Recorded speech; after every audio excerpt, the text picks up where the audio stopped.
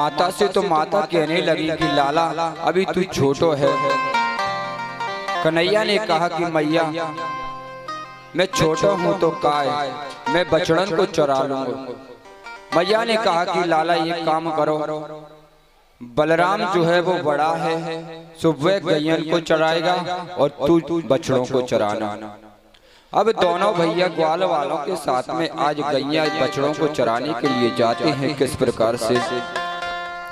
छोटी छोटी गैया छोटे छोटे ग्वाल, छोटी छोटी गैया छोटे छोटे ग्वाल, छोटो सो मेरो मदन गोपाल। छोटी छोटी गैया छोटे छोटे ग्वाल, छोटो सो मेरो मदन गोपाल। छोटी छोटी गैया छोटे छोटे ग्वाल, छोटी छोटी गैया छोटे छोटे ग्वाल, छोटो सो मेरो मदन गोपाल, छोटो सो मेरो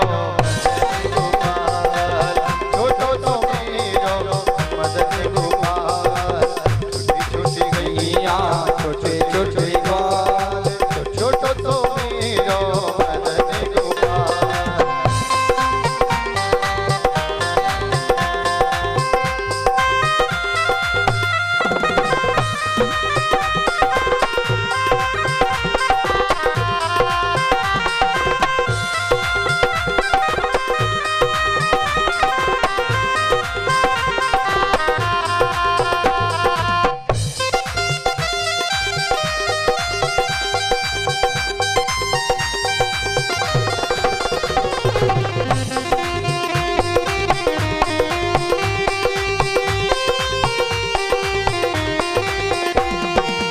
आगे आगे गैया पीछे पीछे ग्वाल, आगे आगे गैया पीछे पीछे ग्वाल, आगे आगे गैया पीछे पीछे ग्वाल, आगे आगे गैया पीछे पीछे ग्वाल। बीच में मेरो मदन गोपाल, बीच में मेरो मदन गोपाल। छोटी छोटी गैया छोटे छोटे ग्वाल, छोटी छोटी गैया छोटे छोटे ग्वाल। छोटो सो मेरो मदन गोपाल, छोटो सो मेरो मदन गोपाल, छोटो सो मेरो मदन गोपाल।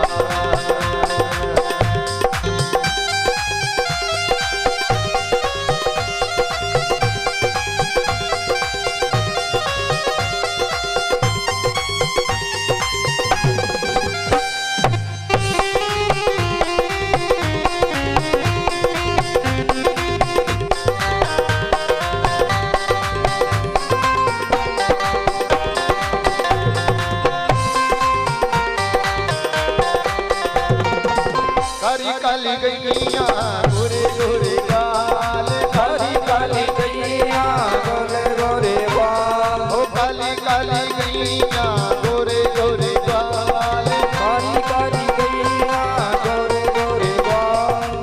श्याम बरण मेरो मदन गोपाल, श्याम बरण मेरो मदन गोपाल। छोटी छोटी गैया छोटे छोटे ग्वाल, छोटी छोटी गैया छोटे छोटे ग्वाल। छोटो सो मेरो मदन गोपाल, छोटो सो मेरो मदन गोपाल, छोटो सो मेरो मदन गोपाल।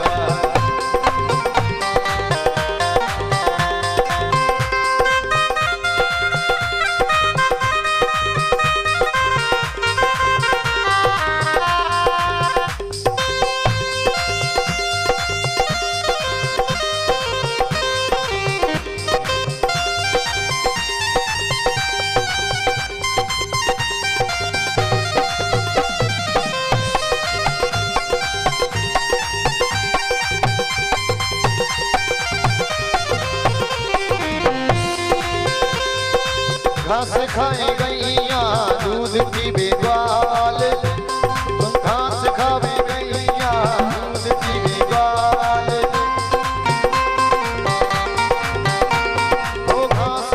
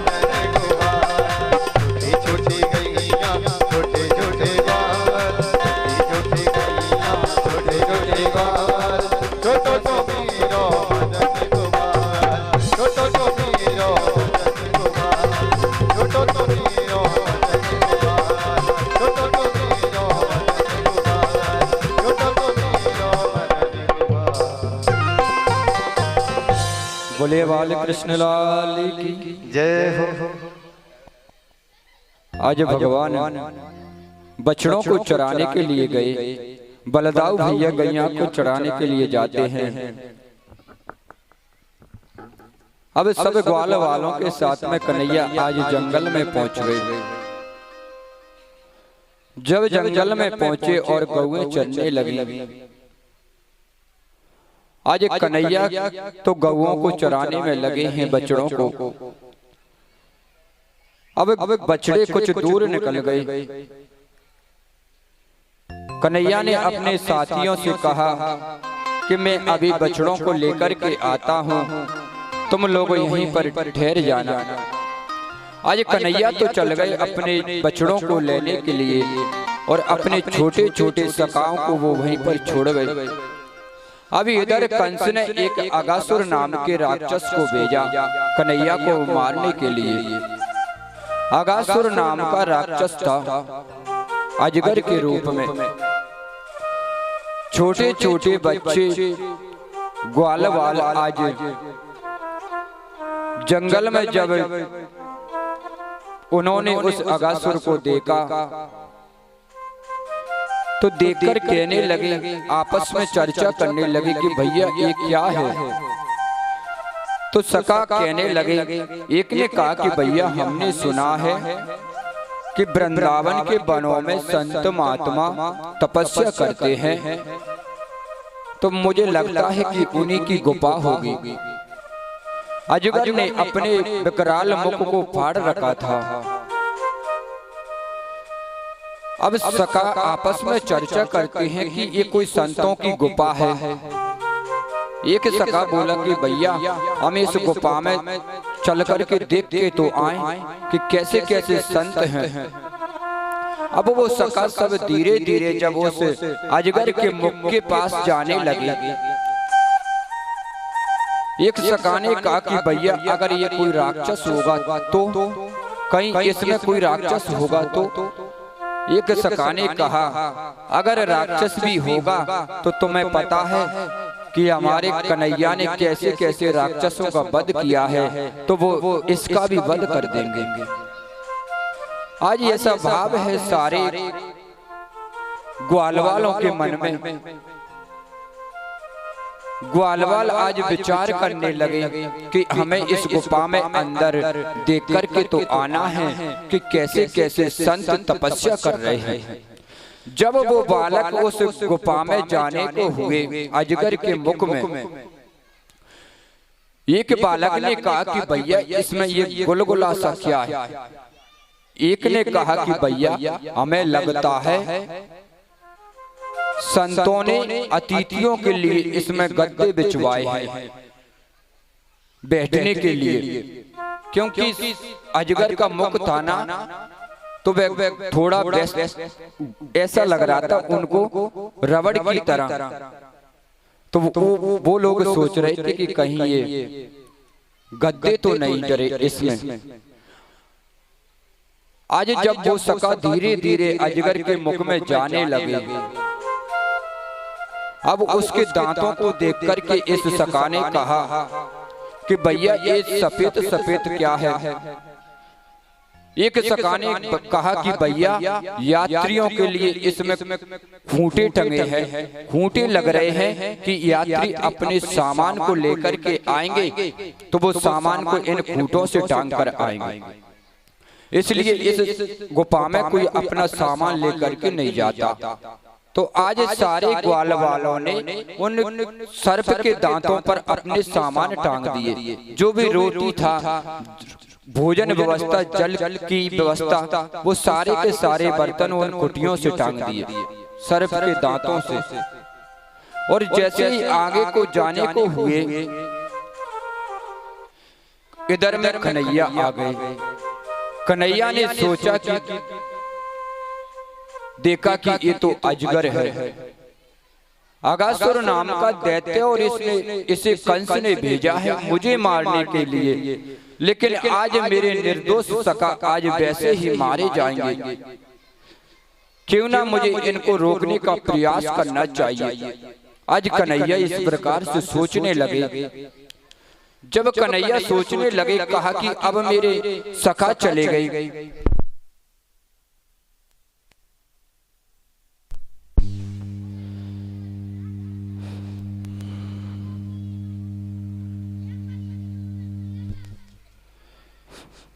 कन्हैया ने सोचा कि जब मेरे सारे के सारे भोले भाले सखा इस दुष्ट राक्षस के मुख में चले गए, तो अब मैं क्यों बाहर रहूं, मुझे भी उन्हीं के साथ जाना चाहिए। आज भगवान ने सोचा अगर मैं नहीं गया तो मेरे सारे के सारे भोले भाले सखा आज मारे जाएंगे। तो आज कन्हैया आज भीतर ही उसी गुफा में अजगर के मुख में आज कन्हैया प्रवेश कर गए।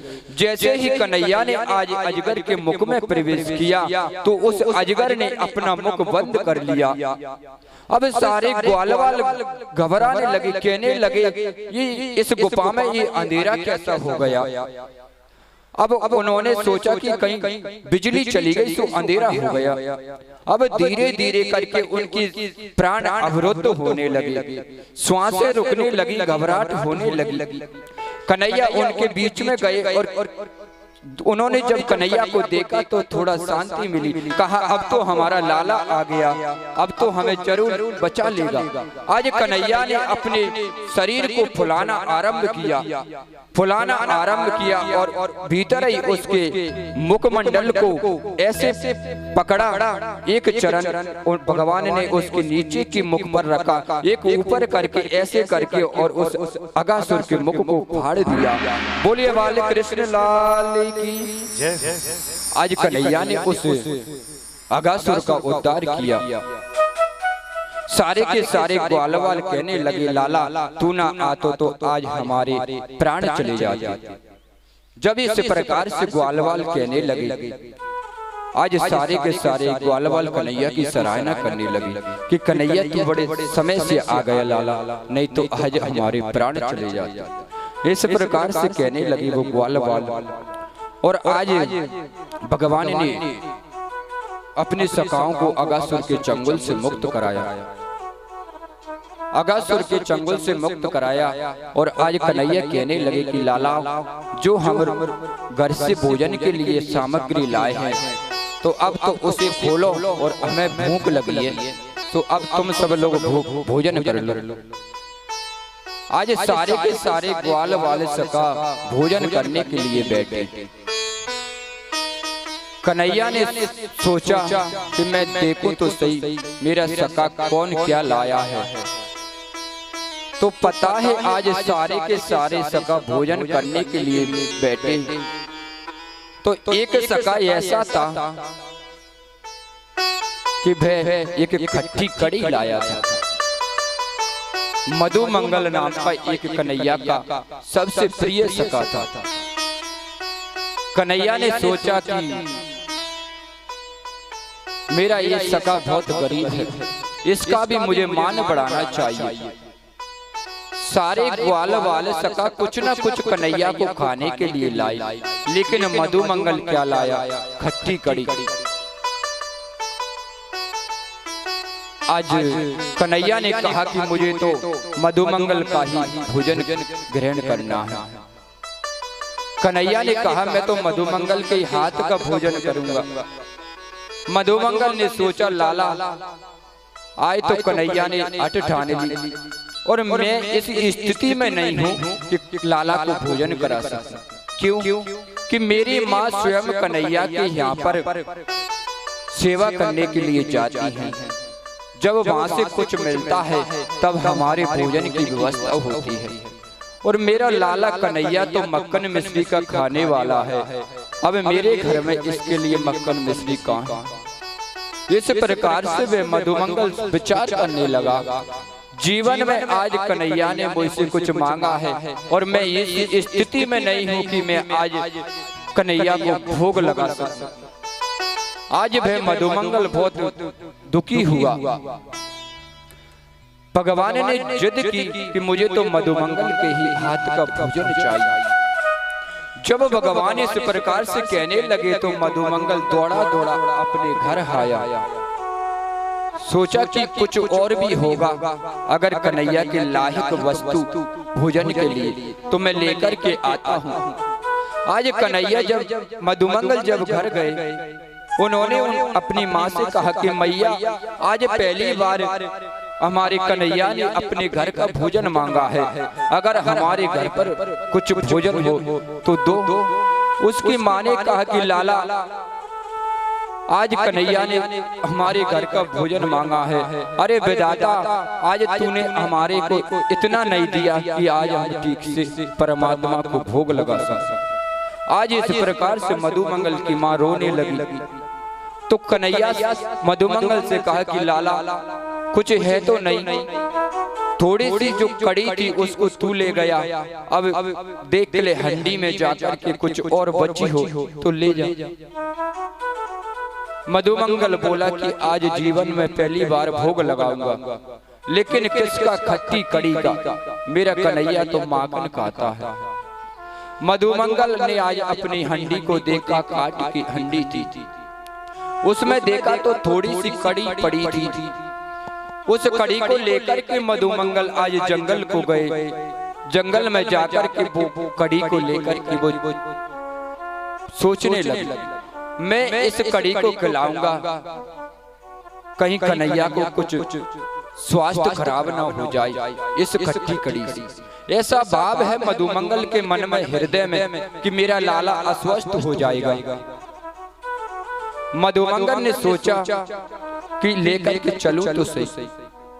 फिर मधुमंगल रुक गए और किसी झाड़ी के पीछे उस कड़ी को स्वयं ही पान करने लगे। सोचा मैं कुछ भी हो जाए, मैं इस खट्टी कड़ी को अपने लाला को नहीं खिलाऊंगा। अब भगवान तो सब समझ गए कि मधुमंगल संकोच कर रहा है। भगवान ने आज देखा तो मधुमंगल एक झाड़ी के पीछे खड़े होकर के और खट्टी कड़ी का पान कर रहे हैं। कन्हैया ने कहा कि क्यों रे मधुमंगल, तू हमसे चुप करके और भोजन कर रहा है?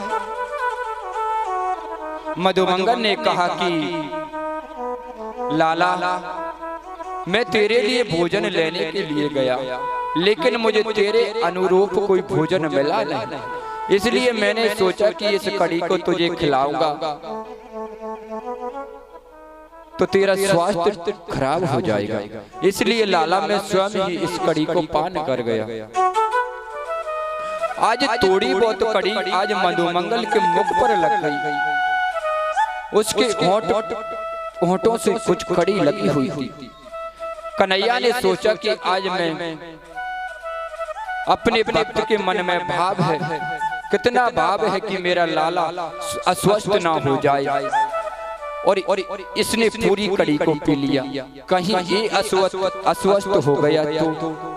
इसलिए आज कन्हैया अपने भक्त का मान रखने के लिए उस खट्टी कड़ी को आज मधुमंगल के मुख पर लगी हुई कड़ी को आज अपनी जीभ से चाट रहे हैं।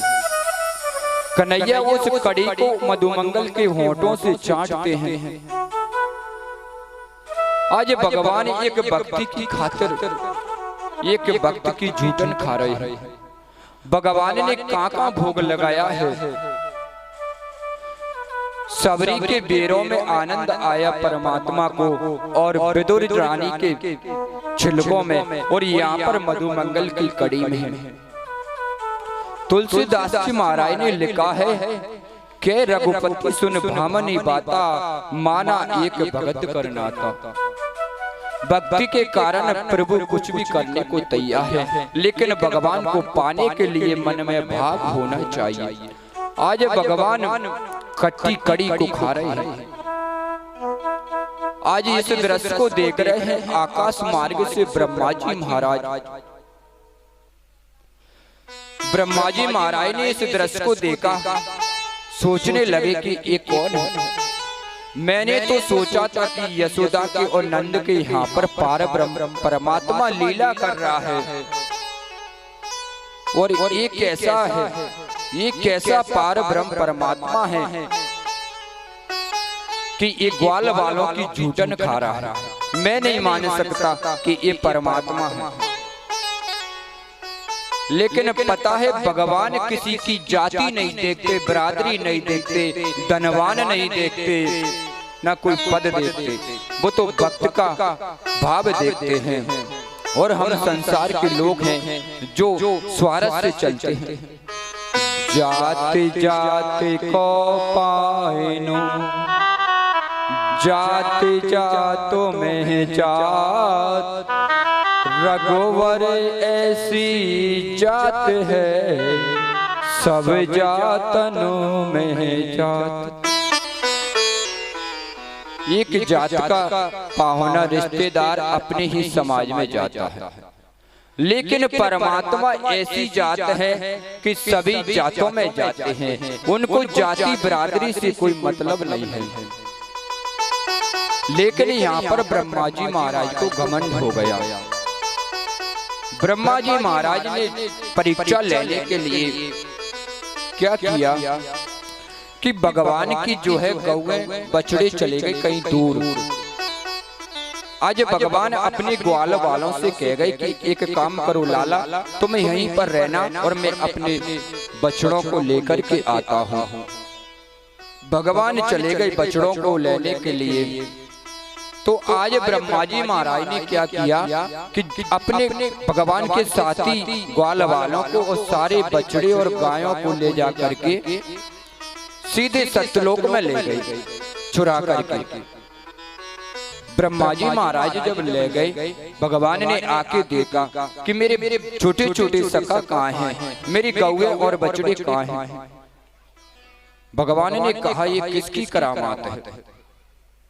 भगवान ने जब देखा तो देखा कि ब्रह्मा जी महाराज के स्वर्ग में सारे के सारे बछड़े, सारे के सारे ग्वाल वाल आज सत्यलोक में विराजमान हैं।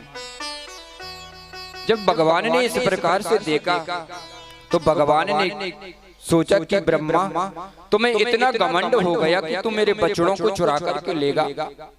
अरे मैंने जब तुझे बनाया है, सारे संसार को बनाया है, तो आज मैं दूसरी सृष्टि भी रच सकता हूँ। तो आज परमात्मा ने आज वही ग्वाल वाल, वही बछड़े, वही गाय सब जो की तो बना दिए। अब किसी को ये भी अनुभव नहीं हुआ, ये अनुभव भी नहीं हुआ कि पहले वाले ग्वाल वाल है या दूसरे वाले, जैसे कि तैसे। अब बहुत समय हो गया, ऐसे ही ऐसे चक्र चलता रहा। एक वर्ष बीत गया। ब्रह्मा जी महाराज ने देखा कि चल करके देखते तो आऊं कि ब्रज में क्या हो रहा है।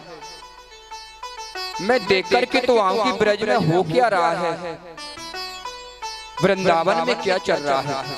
तो ब्रह्मा जी महाराज जब इधर देखने के लिए आए तो सारे के सारे ग्वाल वाल, सारे के सारे बछड़े, सारे की सारी गौएं जो कि तो भगवान के साथ वन में थे। ब्रह्मा जी महाराज ने सोचा कि कहीं मैं कोई मुझसे गलती तो नहीं हो गई, देखने में कोई भूल तो नहीं है।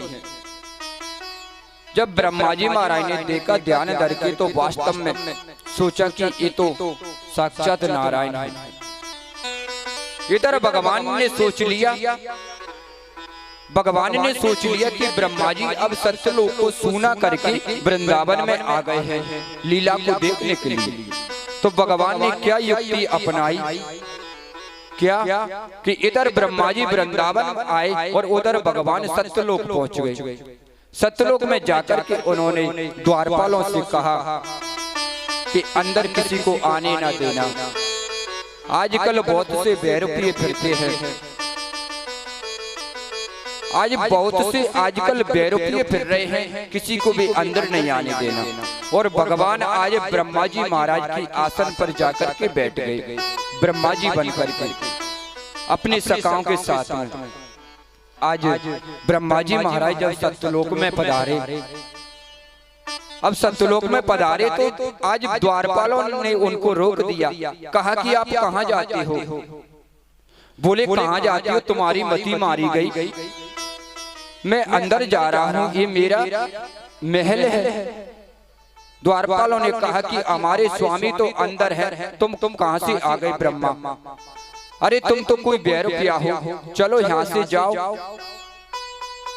ब्रह्मा जी ने महाराज ने कहा कि क्यों रे, तुम मुझे भूल गए जो तुम मुझे पहचान ना सके।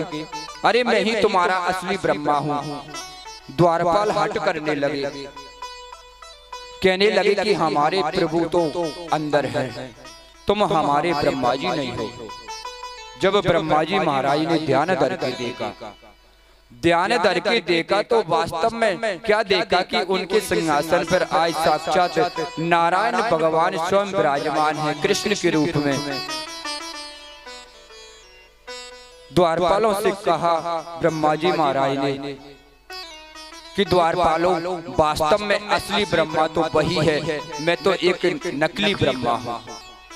जब इस प्रकार से कहा और कहा कि अब आप उनसे जाकर के कहिए कि मैं उनके दर्शन करना चाहता हूँ।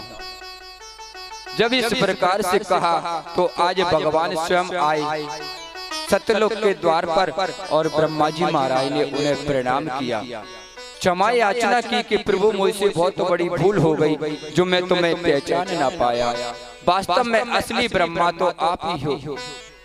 इस प्रकार से आज भगवान ने ब्रह्मा जी महाराज को क्षमा नहीं किया।